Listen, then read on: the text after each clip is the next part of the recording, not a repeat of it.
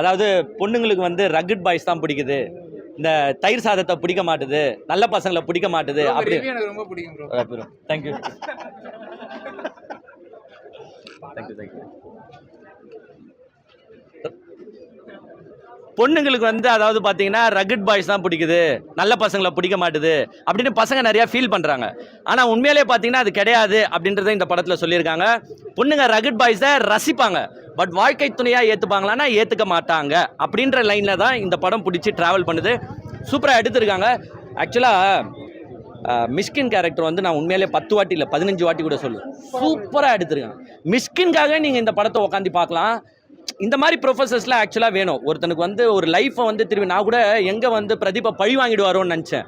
But அது பண்ணாமல் அவருக்கு ஒரு லைஃப் கொடுக்கணுன்ட்டு கொடுத்து அவரை போர்ட்ரே பண்ணியிருக்காரு பாருங்கள். டிரெக்டருக்கும் மிஷ்கினுக்கும் ரியலி ஹேட்ஸ் ஆஃப். செமையாக பண்ணியிருக்காங்க. படம் கலர்ஃபுல்லாக இருக்குங்க, வல்கர் இல்லை, ஒரு அசிங்கமாக எதுவுமே கிடையாது. அழகாக எடுத்துகிட்டு போய் நம்மளையும் கலர்ஃபுல்லாக இப்போ ஹீரோயின்ஸை வந்து கிளாமராக காட்டினா தான் ரசித்து பார்ப்பான் ஆடியன்ஸ்ன்றது கிடையாது. அவங்கள ஃபுல்லாக நல்லா மூடி காட்டினா கூட ஆடியன்ஸ் ரசிப்பான்.